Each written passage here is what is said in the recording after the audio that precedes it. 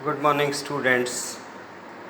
आप सभी का गवर्नमेंट कॉलेज सूरतगढ़ की बीएससी सेकेंड ईयर मैथमेटिक्स की क्लास में हार्दिक स्वागत है। आज हम हमारा थर्ड पेपर मैकेनिक्स शुरू करने जा रहे हैं। मैकेनिक्स यानी कि यांत्रिकी।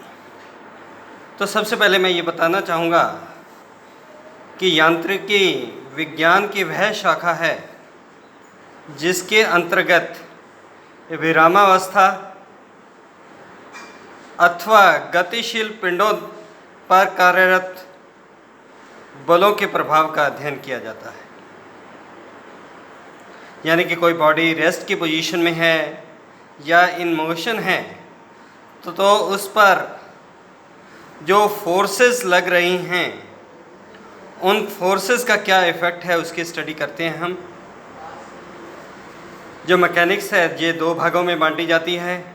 एक भाग है स्टैटिक्स यानी कि स्थिति विज्ञान और दूसरा भाग है डायनामिक्स यानी कि गति विज्ञान।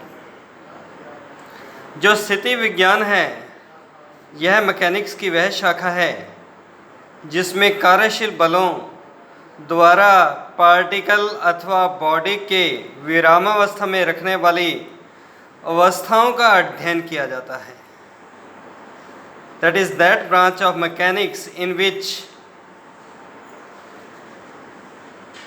कि कोई बॉडी या कोई कण विरामावस्था में है तो उसमें विरामावस्था में रखने वाले के लिए जो कंडीशंस होंगी उन कंडीशंस का हम स्टडी करते हैं। और जो दूसरे मैकेनिक्स की शाखा है उसे हम कहते हैं डायनामिक्स यानी कि गति विज्ञान। तो यह मैकेनिक्स की वह ब्रांच है जिसमें कार्यशील बलों द्वारा कण अथवा बॉडी की गति का अध्ययन किया जाता है। दोनों में डिफरेंस देखिए, उसमें विरामावस्था में रखने वाली अवस्थाओं कंडीशंस का स्टडी करते थे। इसमें है कि जो उस पर फोर्सेस लग रही हैं उन फोर्सेस द्वारा पार्टिकल मोशन में रहे तो उससे जो उसकी गति होगी उसकी स्टडी की जाती है। जो डायनामिक्स है ये भी आगे चलकर दो भागों में बांटी जाती है। एक को हम कहते हैं काइनेमेटिक्स शुद्ध गति की। इसमें बॉडीज़ की गति का केवल ज्योमेट्रिकल स्टडी की जाती है। गति उत्पादक कारणों व विधियों पर ध्यान नहीं दिया जाता, या जैसे कि वेलोसिटी, स्पीड, डिस्प्लेसमेंट, एक्सेलरेशन आदि इनको स्टडी करते हैं। जबकि जो काइनेटिक्स है बल गति की, इसमें बॉडीज़ की गतिज के साथ साथ उसके उत्पादक कारणों व बलों का भी अध्ययन किया जाता है कि इस तरह की गति में वो क्यों आ रहा है और उस पर किस प्रकार के फोर्सेस के कारण उसमें ये गति हो रही है, इसकी स्टडी करते हैं। तो यहाँ पर हम सबसे पहले डायनामिक्स की स्टडी करेंगे। तो डायनामिक्स के हमारे सिलेबस के अकॉर्डिंग 3 यूनिट्स हैं और 2 यूनिट हमारे स्थिति विज्ञान के हैं। तो काइनेमेटिक्स में सबसे पहले मैं सरल रेखीय गति का बारे में डिस्कस करना चाहूँगा। और अगर कोई कण किसी सरल रेखा में गतिमान है तो किसी बिंदु पर हम उसका वेग और त्वरण ज्ञात करना चाहते हैं तो वो कैसे ज्ञात करेंगे। तो मानो एक कण सरल रेखा OX की दिशा में गतिमान है। t समय पश्चात कण बिंदु P पर तथा t + ΔT समय पश्चात कण बिंदु Q पर है। जो OX है ये एक सरल रेखा है। तो हमने कहा कि t समय पश्चात कण बिंदु P पर है यानी कि OP = x और t + ΔT समय पश्चात है कण बिंदु Q पर और OQ = अपने को दे रखा है x + Δx। हम ज्ञात करना चाहते हैं बिंदु P पर वेग आप पहले से जानते हैं। वेग क्या होता है? विस्थापन में परिवर्तन की दर। तो बिंदु P पर वेग मीन्स बिंदु P पर विस्थापन में परिवर्तन की दर यानी कि rate of change of displacement eight point P। तो विस्थापन में कितना परिवर्तन हो रहा है? OQ - OP। यानी कि x plus delta x minus x, और कितने समय में ये परिवर्तन हुआ है, t plus delta t minus t. Limit delta t tends to zero, तो ये क्या हो गया, limit delta x upon delta t tends to zero. तो लिमिट की परिभाषा से v is equal to d x by d t. तो ये हमारा वेग, अगर हम किसी बिंदु P पर कण सरल रेखा में गतिमान है उसका वेग ज्ञात करना चाहते हैं तो वो ज्ञात कर सकते हैं। अगर हमने डिस्टेंस s से रिप्रेजेंट किया है तो v को अपने D s by d T भी लिख सकते हैं। मान लीजिए बिंदु P पर वेग v है, बिंदु Q पर वेग v प्लस डेल्टा v है, और मान लीजिए अपने ज्ञात करना चाहते हैं बिंदु P पर त्वरण। तो जो त्वरण होता है ये क्या होता है, वेलोसिटी में परिवर्तन की दर, यानी कि rate of change of velocity. तो ये क्या बन गया, limit v plus delta v minus v upon delta t, यानी कि बिंदु Q पर वेग माइनस बिंदु P पर वेग अपॉन कितने समय में ये परिवर्तन हो रहा है, डेल्टा टी। तो ये आ गया आपके पास f is equal to delta v upon delta t, यानी कि d v by d t. और d v by d t को आपने ऊपर लिखा d x by d t या d s by d t, तो ये लिख सकते हैं f is equal to d two s upon d t two. और फिर से एक बार मैं लिखना चाहूँगा, f इज इक्वल टू आपने सिद्ध किया d v by d t, तो इसे अपने चेन रूल से लिख सकते हैं d v by d s into d s by d t. D s by d t क्या होता है, v, तो v ये क्या बन गया, f is equal to v d v by d S.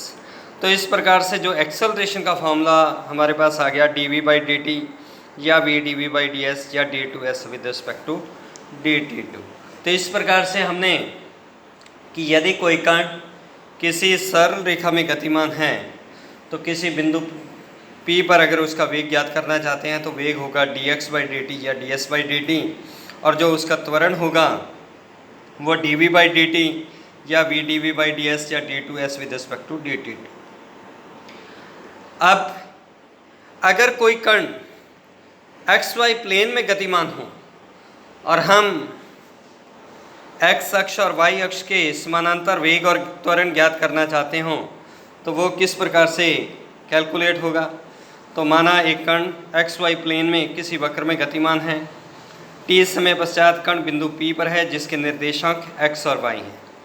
t plus delta t समय पश्चात कण बिंदु Q पर है और बिंदु Q के निर्देशांक x प्लस डेल्टा x और y प्लस डेल्टा y। मान लीजिए बिंदु P पर x अक्ष की समानांतर वेग vx है और y अक्ष के समानांतर बिंदु P पर वेग vy है। तो हमने क्या किया, बिंदु P से PM लंब डाला है x एक्सिस के ऊपर, बिंदु Q से QM लंब डाला है x एक्सिस के ऊपर, और बिंदु P से QN के ऊपर लंब डाला है PL। तो पहले हम x अक्ष के समानांतर बिंदु P पर वेग ज्ञात करना चाहते हैं जिसे मैंने रिप्रेजेंट किया vx से।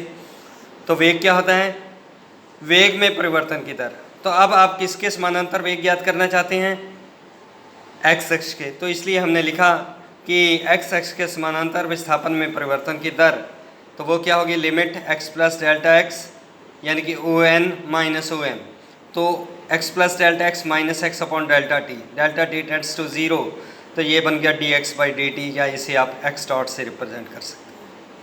इसी प्रकार से अगर y अक्ष के समानांतर आप वेग ज्ञात करना चाहते हैं तो v y is equal to delta t समय में y अक्ष के समानांतर विस्थापन की परिवर्तन की दर, तो limit y plus delta y minus y upon delta t, तो ये बन गया d y by d t और y डॉट। तो x अक्ष के समानांतर x डॉट, y अक्ष के समानांतर y डॉट। और अगर हमें परिणामी वेग निकालना हो तो resultant velocity is equal to x dot square plus y dot square under the root. और जो परिणामी वेग की दिशा x अक्ष के साथ अगर थीटा एंगल बनाती है तो tan theta is equal to लंबवत दिशा में वेग अपॉन x अक्ष के दिशा में वेग, तो dy by d T upon D x by d T यानी कि y dot upon x dot. इसी प्रकार से अगर x अक्ष के समानांतर आप त्वरण निकालना चाहते हैं जिसे हम रिप्रेजेंट करेंगे fx, तो rate of change of velocity parallel to x axis, तो वो क्या बन गया d by d t of d x by d t, तो इसे लिख सकते हैं d two x with respect to d t two या x डबल डॉट। इसी प्रकार से y अक्ष के समानांतर त्वरण f y will be equal to d by d t of d y by d T, यानी कि rate of change of velocity parallel to y axis. तो ये बन गया d two y with respect to d t two, और x अक्ष के समांतर आपने निकाला एक्स डबल डॉट, वाई अक्ष के समानांतर त्वरण निकाला वाई डबल डॉट। तो जो परिणामी त्वरण एक्स डबल डॉट का square plus y double dot का square whole under the root. इसी प्रकार से अगर परिणामी त्वरण की दिशा हमें निकालनी हो और मान लीजिए वो एक्स अक्ष के साथ फाई कोण बनाती है, तो tan phi is equal to लंबवत दिशा में जो आपका त्वरण है y double dot upon x अक्ष की दिशा में त्वरण x double dot, tan phi is equal to y double dot upon x double dot. तो इस प्रकार से हम कि यदि कोई कण सरल रेखा में चल रहा है या वह एक्स वाई समतल में गतिमान है, तो हम उसका वेग और त्वरण ज्ञात कर सकते हैं। तो आज इतना ही।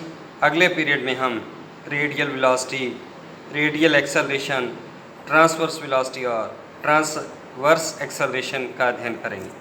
Thank you very much.